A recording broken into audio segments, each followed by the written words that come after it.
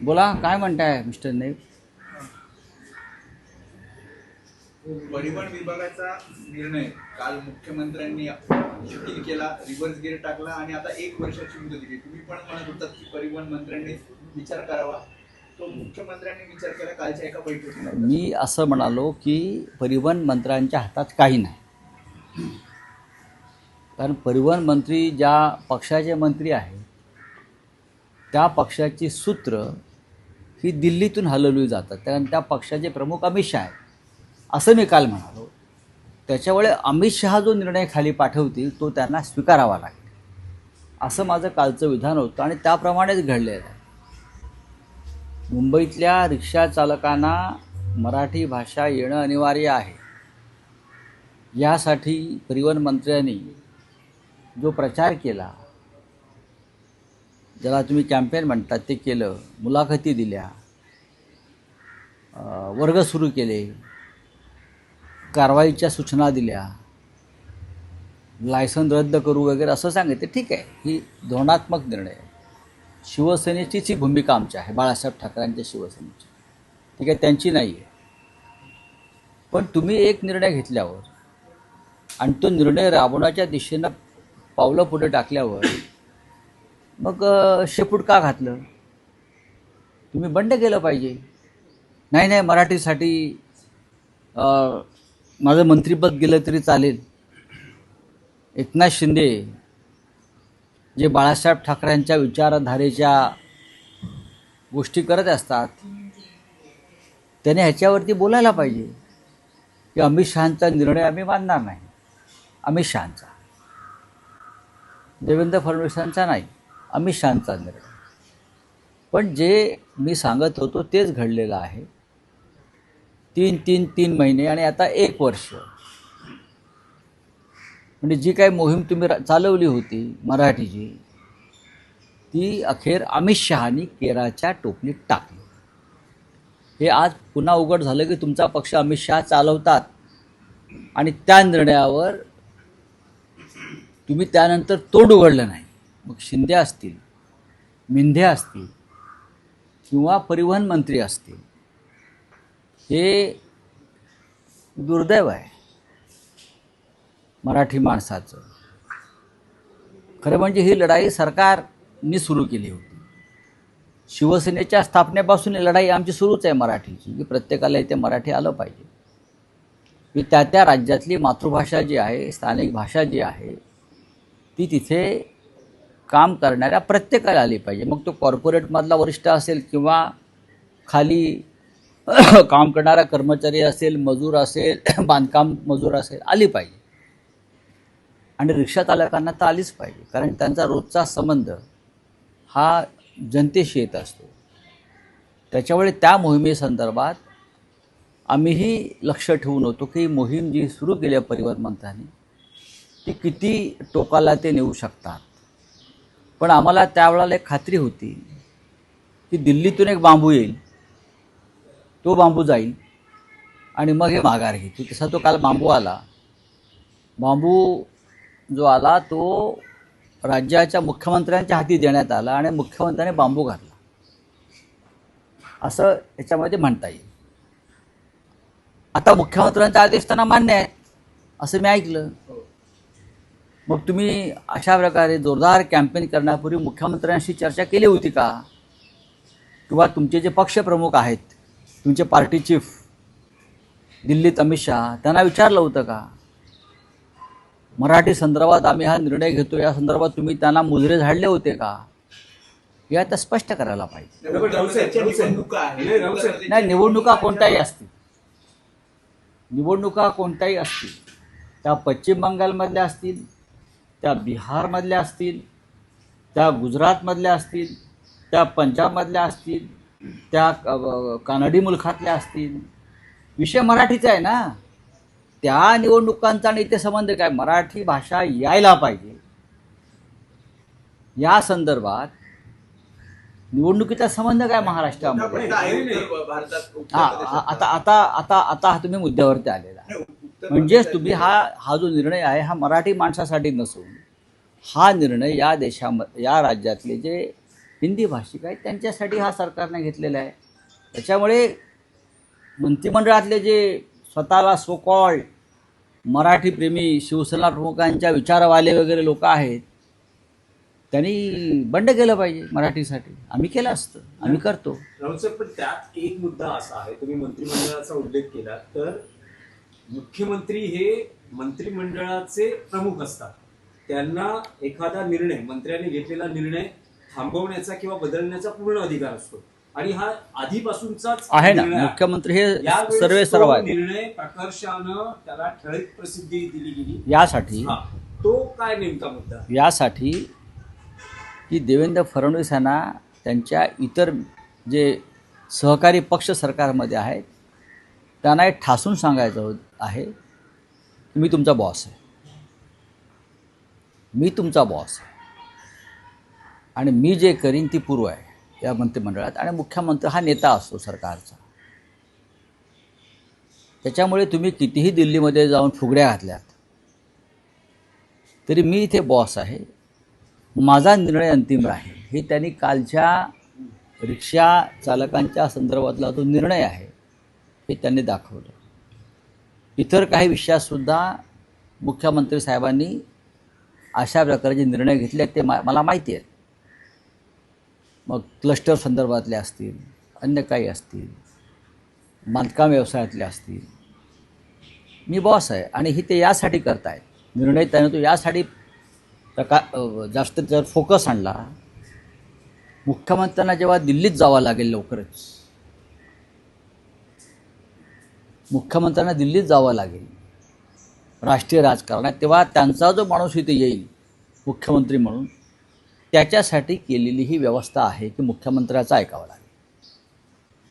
Sir, आणखी एक विषय होता की शिवसेनेला 1.25 वर्षासाठी महापौर पद मिळणार, जो अडीच वर्षाचा नेहमी फॉर्म्युला सांगितला जातो. पण भाजपची तिथे नगरसेवकांची संख्या जास्त आहे, त्यामुळे मुंबईचं महापौर पुढच्या 2.5 वर्षानंतर मिंदे गट जे आहे, शिवसेनेला मिळेल. मिंदे गटाचा जो इतिहास आहे, मुख्यमंत्र्यांनी असं सांगितलं. मिंदे गटाचा जो इतिहास आहे तो सत्ता विकत घेण्यासंदर्भात ते बदनाम आहेत.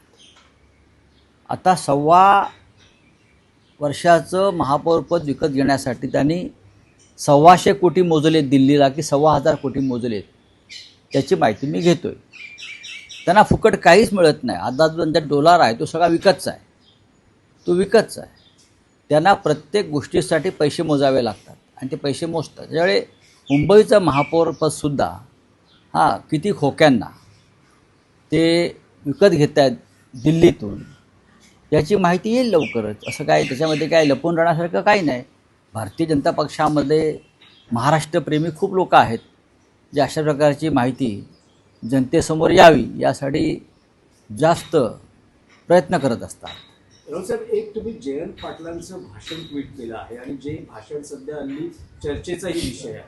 निष्ठा काय असते आणि निष्ठा किती महत्वाची असते या संदर्भात 2 दिवसांपूर्वी जयंत पाटलांनी भाषण केलं. तुम्ही त्यांचं कौतुक केलं. मग का करू नये?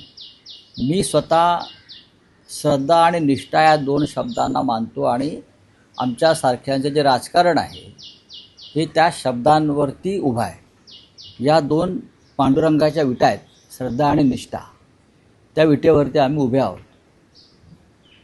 त्याच्यामुळे कोणी श्रद्धा आणि निष्ठा याला महत्त्व देऊन जिथे आहोत तिथेच राहण्याचा निर्णय करून राजकारण करत असतील तर त्याचं कौतुक केलं पाहिजे. गेल्या काही काळापासून मी पाहतो आहे जयंतराव पाटलांविषयी खूप अफवा पसरल्या.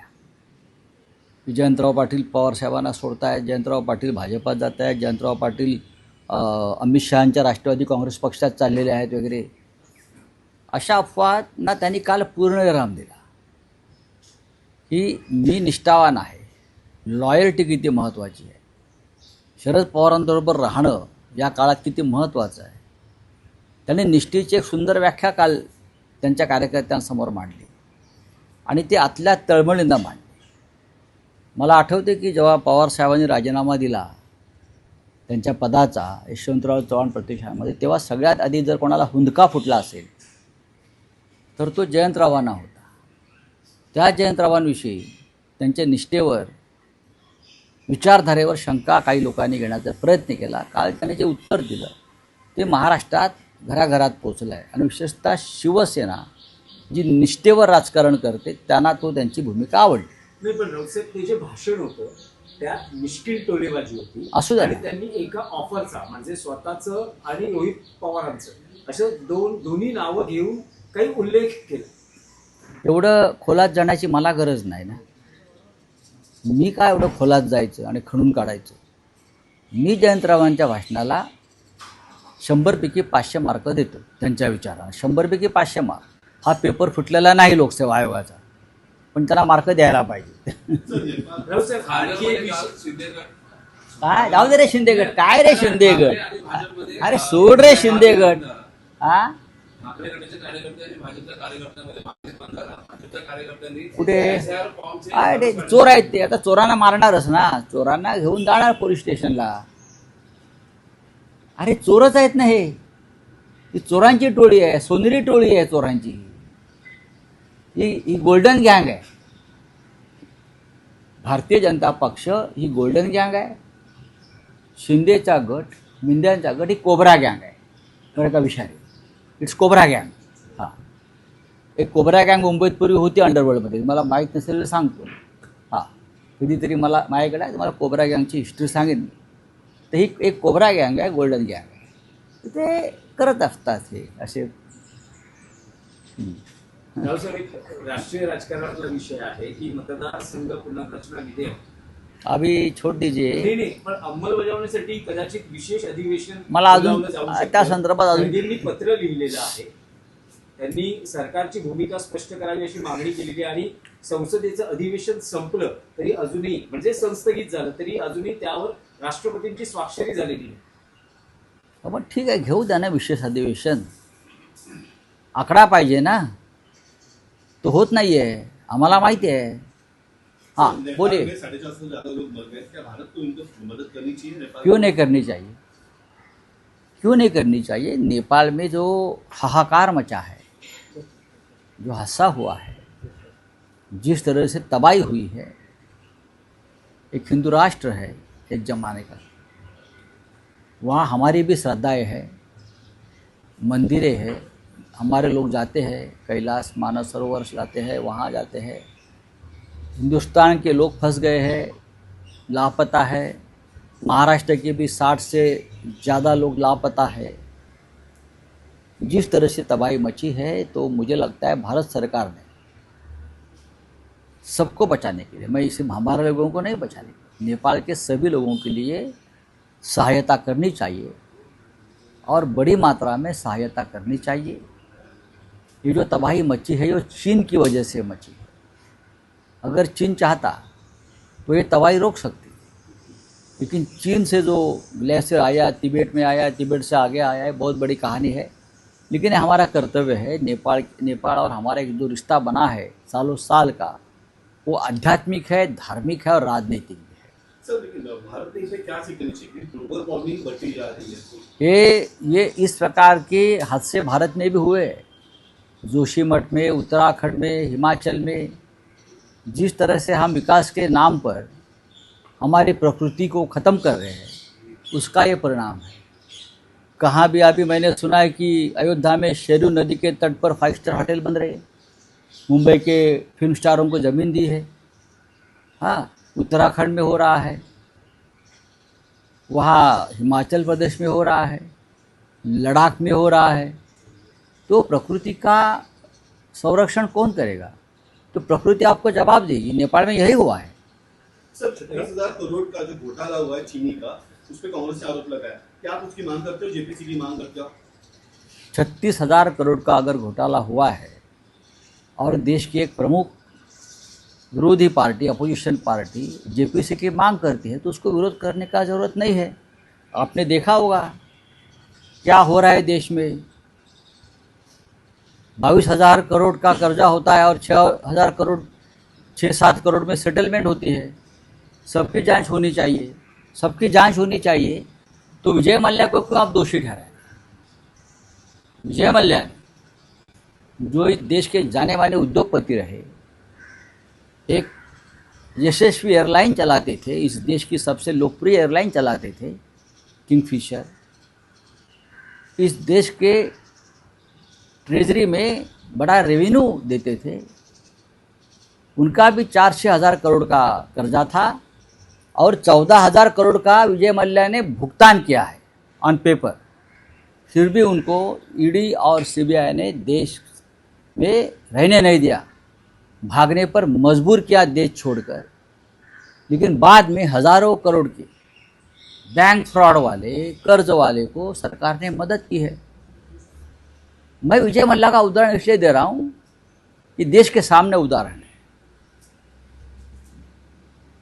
22,000 करोड़ आप 6-10 करोड़ में सेटल करते हो और 6,000 करोड़ वाले विजय मल्ल्या 14,000 करोड़ जमा करते हैं, फिर भी उनके खिलाफ आप एजेंसी लगाते हो। क्यों? कुछ तो कारण है ना उसमें। कौन किया है ये मोदी ने किया है या अमित शाह ने किया है? आपकी मर्जी है। जिस उद्योगपति को आपको लोन माफ़ करना है 50,000 करोड़, 20,000 करोड़, उसको हम माफ़ करेंगे। किसान अगर 5,000 रुपये का कर्जा लेता है, हमारे जैसे लोग 10,000 का कर्जा लेते हैं आप लोग, और आप 2 किस्त नहीं चुका पाते हो, तो बैंक के लोग आपके घर में प्रॉपर्टी अटैचमेंट के लिए आते हैं ना। आप अगर EMI नहीं भरते हो, किसी आपने कार लिया है, किस लिया है, लोन लिया है, आपकी गाड़ी लेकर जाते हैं। लेकिन 22,000 करोड़ एक व्यक्ति लेता है और उनका सेटलमेंट 6-10 करोड़ में होता है। उसका मतलब ये है कि देश की लूट हो रही है, देश की लूट जारी है और देश की लूट जारी रहेगी। तो मेरा सवाल है, फिर विजय मल्ल्या को अलग न्याय या अन्याय क्यों? Thank you. एक हाच फक्त मराठीत प्रश्न आहे। SL ग्रुपचे प्रमुख सुभाष चंद्र यांच्या 22,000 कोटीच्या व्यवहाराची, कर्जाच्या व्यवहाराची सेटलमेंट ही त्याच्यामध्ये LICचे पैसे आहेत ना। बघा, मी कोणाचं व्यक्तिगत नाव घेणार नाही, पण एक उद्योगपती ज्याने 22,000 कोटीचं कर्ज घेतलं आहे सरकारी वित्तीय संस्थांकडून, मग LIC असतील, बँका असतील, ते तो भरत नाही। आणि या संदर्भात निर्णय घेणाऱ्या संस्था ज्या आहेत त्या हे सगळं 10-1 कोटीमध्ये भांडवली करतात, वरचे 25,000 कोटी वगैरे माफ करतात। हे कोणतं अर्थ खातं आणि कोणतं अर्थकारण देशाचं आहे? ही देशाची मजबूत अर्थव्यवस्था म्हणायची। मग विजय मल्ल्यांना का देश सोडावा लागला? नीरव मोदीला का देश सोडावा लागला? मेहुल चोक्सीवरती का कारवाई करताय? विजय मल्ल्याने 6,000 कोटीचं कर्ज घेतलं आणि 14,000 कोटीची परतफेड केली आहे। मी माझ्या एका पुस्तकात लिहितोय, माझ्या येणाऱ्या पुस्तकात आहे हा विषय। मग तुम्ही विजय मल्ल्याच्या मागे एजन्सी लावून ED, CBI वगैरे त्यांना काय देश सोडून जायला भाग पाडलं? काय कारण काय? आणि बाकीचे जे तुमचे मित्रपरिवार आहेत भाजपचे, ज्यांनी हजारो कोटी रुपयाला देशाची तिजोरी लुटली, जनतेचा पैसा, LICचा पैसा, विमा कंपन्यांचा पैसा, त्यांना तुम्ही सरळ माफ करता। आम्ही 5-25 हजाराचं कर्ज घेतो आणि एखादा हप्ता थकला शेतकऱ्याचा, तर बँकेचे लोक, वसुली एजंट येऊन त्याचं सामान, घरदार, शेती जप्त करतात आणि 22,000 कोटीला काही कारवाई नाही। ही या देशाची सध्याची व्यवस्था, अर्थव्यवस्था लुटमार आणि दरोडेखोरी आहे। ये इलेक्शन में युद्ध होगा सर।